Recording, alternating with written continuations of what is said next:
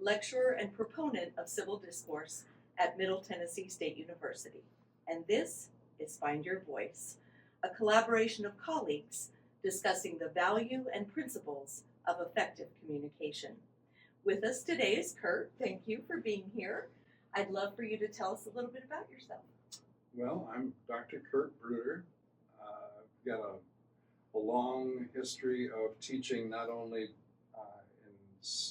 universities and colleges in the U.S., but quite a number of places abroad, beginning with University of Tartu in Estonia, Fulbright Scholar Award appointment, and then thereafter long stretches in Singapore, Malaysia, China, Saudi Arabia most recently, and then a number of schools here stateside as well. I'm so glad to know that. So I'm curious what the value in communicating with members of cultures different from our own. It sounds like you have a lot of experience in that area. I do, and that's not only the happy accident of having been hired to teach abroad, but I have a perennial interest in intercultural communication, and that's only deepened with lots and lots of exposure to difference.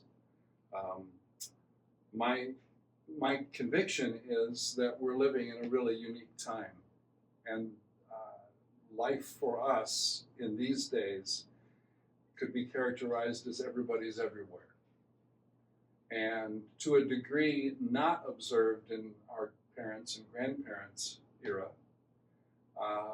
that's not only true in the physical, I'm going to visit another part of the world sense, or other people are coming from somewhere else and visiting with me here, but also because everybody's online, everybody's everywhere in cyberspace too.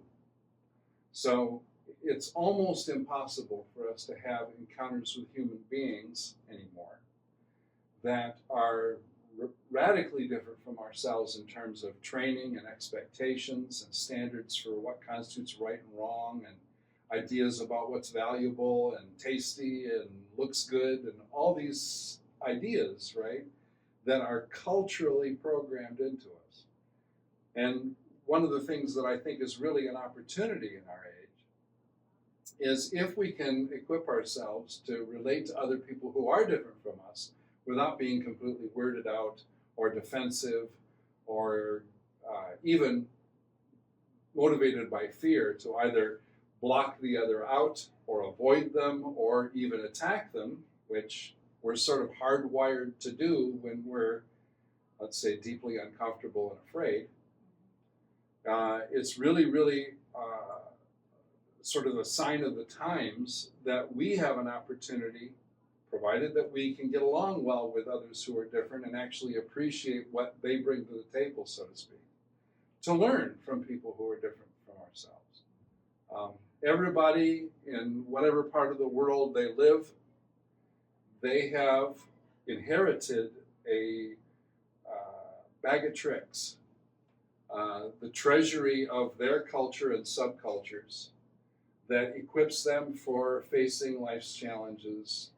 And it's probably the case that there's some overlap with other people in other places, but there are some things that are each group's uniquely. They're special, what should we call it? Their special preparation for dealing with difficulties in life. And I'm of the opinion that because we're experiencing this everybody's everywhere reality, and therefore sort of it's not an option anymore that we can remain isolated and insular in our little enclaves of sameness. You know, our lives and worlds are no longer the homogeneous things that they once were. Life today requires that we encounter people unlike ourselves. So if we can manage to be in their space and to have them in ours, again, virtually or 3D reality, then we stand to gain something if we can, again, maintain that kind of openness and appreciation that proper equipment, preparation for dealing with people unlike ourselves provides. Because we're exposed to, let's say, tools in other people's toolkits that we don't have naturally, that is not part of our cultural inheritance. And I believe that the human family is only complete when there's that kind of cultural cross-pollination going on. We're all sort of able to cope with an awful lot of what we encounter as individual members in individual groups. But I think that the richness of the human family is only realized when we cross-pollinate, when we learn from others and they learn from us, and we actually experience the possibilities that that kind of sharing avails or makes available to us. Yes. Wow, I had no idea actually that you were a world traveler and a world teacher and a world learner, right? So I'm curious, what have you personally experienced? I know we could spend all day probably talking about that, but what stands out in your mind as some examples that you have been enriched in your own personal life through this experience? Goodness, there's a lot.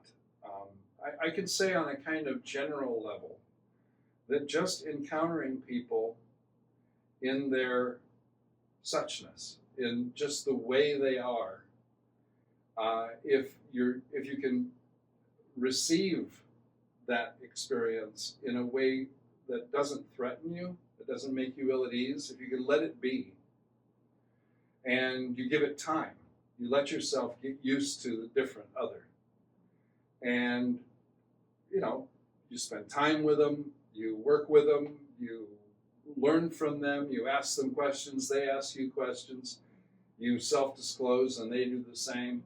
Eventually, there's this sense in which the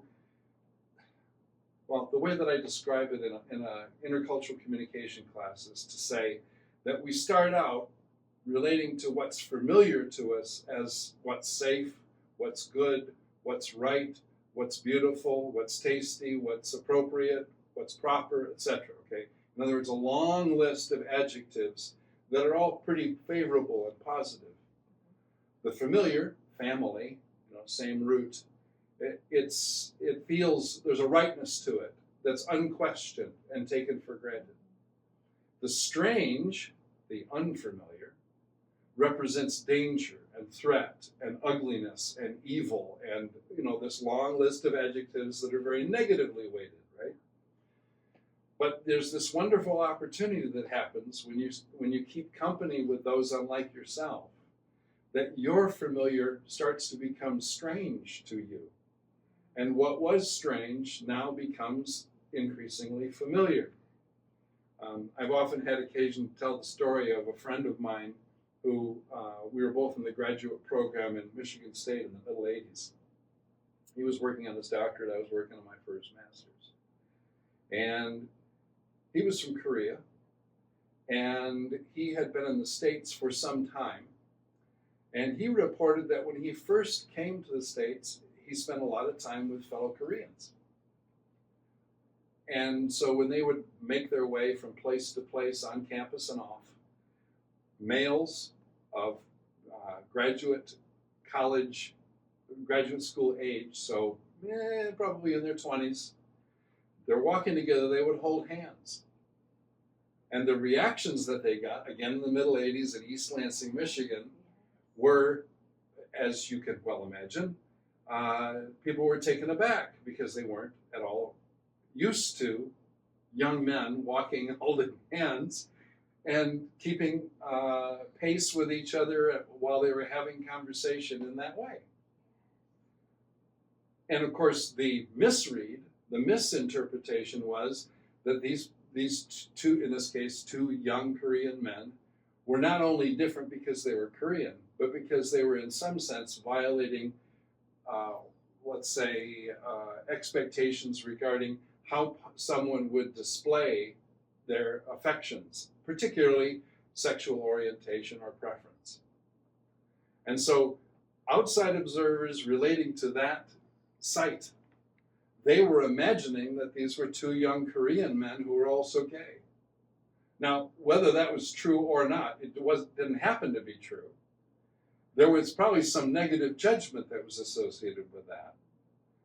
But it wasn't that my friend was merely commenting on the fact that he was marked as different, but that there was that kind of, not just different, but bad. That was the felt sense of the external observer's reaction. So fairly rapidly they clued into this, and they understood that that's not how things get done around here. In, again, East Lansing, Michigan, circa 1980, whatever. And so they underwent, both of them, and others besides in their community, of visiting graduate students. They modified their behavior, and they didn't hold hands when they were walking from place to place as males, because they understood that there was a read of that, an interpretation that meant these are people who are affiliating romantically, and we don't like that. That was the added layer of judgment. Okay. Comes the time when Henju, my friend, is going back to Korea, and he's walking the streets of Seoul, and he sees, again, young men holding hands, walking, and he found himself reacting very much as the East Lansonians did, so that his formerly familiar had become strange to him, and his strange had now become familiar. And I'm saying that kind of relativizing of our expectations and standards and judgments is actually a healthy thing. Because what it shows us is that our cultural programming operates according to the logic of you are who you're with. And so what to do is be with the different. Get acclimated to what they're up to and what they care about and what they regard as good and true and beautiful and lovely and whatever. Meanwhile, let them get a taste of what your expectations and understandings are. When the human family does that, all of us are enriched, especially when that all occurs within the climate of a kind of baseline understanding. We're here to learn from each other and to appreciate each other and to have all of our abilities to deal with our own and the other more capably, in a way that is more satisfying and productive than it otherwise would have been when we were just ensconced in our little provincial sameness worlds, yes, right? Where everybody's similar and everybody is informed by the same standards and so on. To participate now in the world community demands more of us than that. And a willingness to learn and to appreciate the other, rather than simply reacting to the other as we're pre-programmed to do by a lifetime of growing up in and around folks who are much like ourselves. We have to burst through that boundary because the world is going to demand it of us. We're not going to be able to do our work or relate effectively with others if we are knocked off the rails when we encounter difference, because difference is everywhere now. Yes. So. Okay, excellent. So what do you advise your students when they're on campus, for example? Because in my view, our campus is kind of a microcosm of the world. We have students from all over the world engaging with each other who are from their culture and then putting themselves in our culture, but we have an opportunity to learn so much right here on campus without traveling anywhere. So if you're a student and you're wanting to get to know someone from a different culture, what advice do you give about making that connection? Well, there has to be a certain sense of a willingness to undergo the adventure and the discomfort of rubbing elbows with people whose expectations are likely different than yours, and sometimes you're going to rub them the wrong way, and vice versa. But to use a kind of fad term, to hold the space for that encounter, like to have a conversation in which you say, you know, I wasn't raised to live or think or value or believe the way that you do, and you similarly weren't raised to treat me with, let's say, complete acceptance without any negative reaction. So let's understand that we're going to bump into each other, that some of our sharp edges may poke each other from time to time, but to let it be, to endure it with the understanding that in the long run, we're going to outlive that discomfort and that prickliness and that, let's say, minor upset that emerges from time to time when we encounter people unlike ourselves. If you know it's going to happen, it's kind of like, okay, I can be with it now. I can endure it. It's an experience that I can digest because I'm sort of forewarned about it. It's inevitable. We're going to upset each other's standards for how to be. But if we all know that going in, we can have that experience and watch our own reactions and see that we're always judging from what we assume to be so and right and true and proper. And that's sort of baseline programming that was instilled in us because of where and when we were raised. When we understand, in other words, that all those judgments about you're wrong, you're bad, you're whatever, come from a kind of self-protective space, a way of relating to difference that is primed to notice the different and to judge it as bad, as wrong. If we can just uncouple those things, I can get that there's difference, but I don't have to automatically rush in and add the value-added element of not only is this different, but it's ugly, it's awful, it's evil, it's whatever. Because it isn't. Someone else's strange is your familiar, and their familiar is your strange. It's just the way it's going to be. It's sort of like, you know, one person's trash is another person's treasure. It's all relative to what you were trained to value. So, in other words, to understand that when we encounter difference, it's very likely that there's going to be uncomfortable moments. Sure. But to endure in order to realize the benefit of that encounter, rather than just to react and pull away. Because our immediate reaction, of course, being self-defense motivated, is about withdrawing or attacking or, you know, reacting in a way that doesn't work for a long-term relationship. So the primary equipment is to know it's likely to show up and to permit it, let it be, allow it. Because at the far end of that encounter, there's some benefits to be realized. Thank you. This has been so insightful and so enriching. I'm glad. I appreciate it greatly. Sure. Thank you for tuning in to Find Your Voice. Communication Studies is valid, valuable, and vital.